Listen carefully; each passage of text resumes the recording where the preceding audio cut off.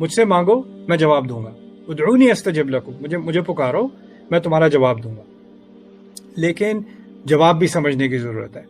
انسان جب کسی سے کچھ چیز مانگتا ہے، میں آپ سے کچھ چیز مانگا، میں آج ذرا پراٹھے بنا دیں، دل چاہ رہا ہے، رائٹ؟ میں نے پراٹھے مانگے، آپ نے بھی چاول بنا دیے، رائٹ؟ تو آپ کو ایک ڈس اپوائنٹمنٹ ہوگی، میں نے مانگا کچھ تھا، آپ نے بنایا کچھ۔ یا میں تحمل کر لوں گا، چلیں آپ مانگا کچھ تھا، آپ نے دیا کچھ، وہ آپ کی مرضی، خیر شاید آپ مجھ سے خفا ہیں، یا شاید آپ کو دل نہیں چاہ رہا تھا بنانے کا، یا شاید آپ نے میری بات ٹھیک سے سنی نہیں، اس لیے جو چیز میں نے مانگی تھی وہ آپ نے نہیں دی، رائٹ؟ یہ انسانی رشتوں میں ہوتا ہے، رائٹ؟ ٹیچر کہے گا اسٹوڈنٹ سے، کہے گا ہوم ورک کر لینا، اسٹوڈنٹ نے نہیں کیا، یا اسٹوڈنٹ ٹیچر سے کہے گا ٹیسٹ کو ذرا ایک اور ہفتہ ڈیلے کر دیں، ٹیچر نے پھر بھی ڈیلے نہیں کیا، یہ بھی مطالبہ ہی ہے نا، یا درخواست ہے۔ اب یہ ذہنیت جو انسانوں کے درمیان ہوتی ہے، اس ذہنیت کو ہم اللہ تعالیٰ کی طرف لے جاتے ہیں اور کہتے ہیں میں نے اللہ تعالیٰ سے دعا کی تھی کہ مجھے ٹوئنس چاہیے، اللہ تعالیٰ سے میں نے دعا کی تھی کہ میرے اتنے پیسے جمع ہو جائیں کہ میں موٹر سائیکل لے لوں، یا اللہ تعالیٰ سے میں نے یہ دعا کی تھی کہ یہ جو ہے بیٹی کا رشتہ یہ اس سال ہو جائے، یا یہ جو ہے یہ ہماری توقعات ہوتی ہیں کہ اس سال کچھ ہو جائے، اس مہینے کچھ ہو جائے، یا اس طرح سے ہو جائے، یا اس طرح کا ہو جائے، یا یہ والا گھر مل جائے، یا یہ والا رشتہ بن جائے، یا اس طرح کی ہماری بڑی اسپیسیفک ریکویسٹ ہوتی ہے۔ اور زندگی کیا ہے کہ ہم دعائیں بہت ساری کرتے ہیں، کئی دفعہ اللہ تعالیٰ وہ جو ایگزیکٹ چیز ہمیں چاہیے ہوتی، جیسے میں نے آپ سے پراٹھا مانگا، وہی پراٹھا آ جاتا ہے اللہ تعالیٰ کی طرف سے۔ لیکن کئی دفعہ کیا ہوتا ہے، ہم مانگتے کچھ ہیں لیکن احساس ایسا ہوتا ہے کہ کوئی کچھ ملا نہیں۔ سوچنے کی بات یہ ہے کہ آپ نے جو مانگا، پہلی اس میں بھی اللہ تعالیٰ نے ہمیں کچھ تعلیم دی ہے۔ ہمیں اللہ تعالیٰ نے کہا ہے جنت کے بارے میں، وَلَكُمْ فِيهَا مَا تَشْتَهِي أَنفُسُكُمْ وَلَكُمْ فِيهَا مَا تَدَّعُونَ۔ جنت میں تمہیں جو چاہو گے ملے گا، اور جس چیز کا دعویٰ کرو، جس چیز کا مطالبہ کرو گے وہ تمہیں دے دی جائے گی۔ اس سے پہلی بات کیا نکلتی ہے کہ جو چیز میں مانگوں وہ مجھے مل جائے، یہ کہاں کی حقیقت ہے؟ یہ جنت کی حقیقت ہے، یہ دنیا کی حقیقت تھوڑی ہے۔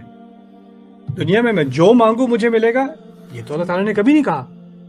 تم پیسے مانگو گے میں تمہیں پیسے دے دوں گا، تم گاڑی مانگو گے میں تمہیں گاڑی دے دوں گا، تم اولاد مانگو گے تمہیں اولاد دے دوں گا، تم صحت مانگو گے تمہیں صحت دے دوں گا۔ ایسے تو اللہ تعالیٰ نے کبھی نہیں کہا۔ کہا کیا ہے؟ استجب لکم، تمہاری دعا کا جواب دوں گا۔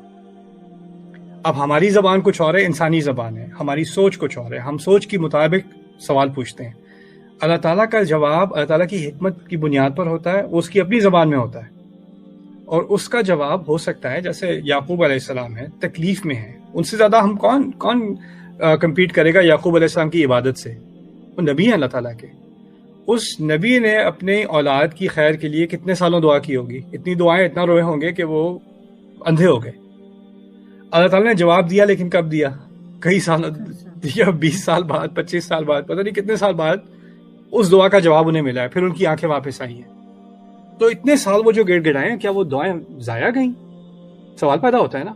تو اس قصے کی روح سے ہی سمجھ لیں کہ اللہ تعالیٰ نے جب یوسف علیہ السلام کو اپنے بھائیوں کے ہاتھ اغوا ہونے دیا، پھر مارے گئے، پیٹے گئے، کنویں میں پھینکے گئے، پھر وہاں سے ظالم لوگوں نے اٹھا کے، جس بچے کو آپ غلامی میں بیچتے ہیں اس کو آپ جس طرح ٹریٹ کرتے ہیں ہمیں پتہ ہوگا، ٹھیک ہے نا، اس کے بعد وہ غلامی کی زندگی گزار رہے ہیں، اس کے بعد ان پہ غلط الزام لگا کر، تہمت لگا کر جیل میں ناانصافی سے پھینکے گئے ہیں۔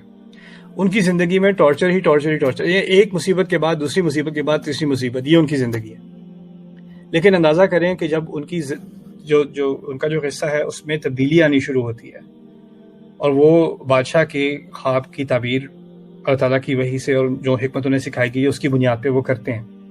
اس کے بعد انہیں گورنر کی پوزیشن ملتی ہے، فائنانس منسٹر کی پوزیشن ملتی ہے مصر میں، اور اپنے اس تعبیر کے حساب سے وہ بجٹ کرتے ہیں کہ 7 سال کھیتی اچھی ہوگی، اس میں پھر بھی کھیتی اچھی بھی ہو تو کھل کے نہیں کھانا، سیونگز کرنی ہے، کیونکہ پھر اس کے بعد مزید 7 سال قہر پڑنا ہے۔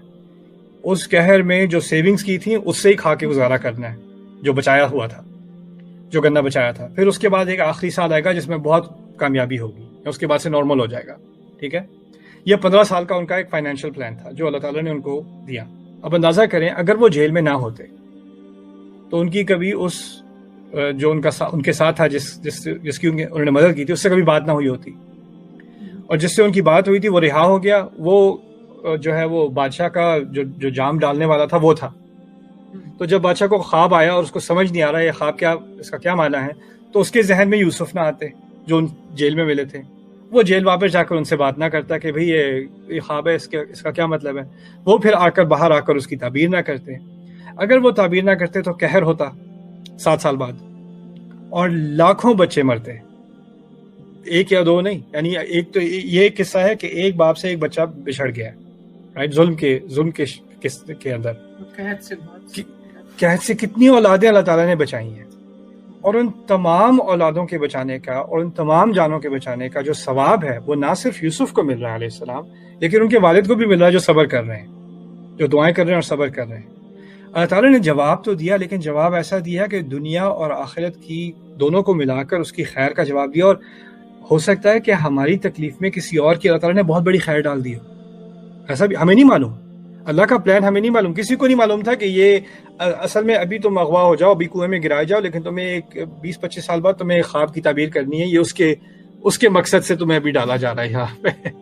پہلے سے نہیں بتایا جاتا. اللہ تعالیٰ ہمیں وَمَا كَانَ اللَّهُ لِيُطْلِعَكُمْ عَلَى الْغَيْبِ، اللہ پر یہ ذمہ داری نہیں ہے کہ تمہیں وہ غیب کی خبریں بتاتا رہے کہ کیا پلان ہے تمہارے ساتھ، کیوں کیا جا رہا ہے.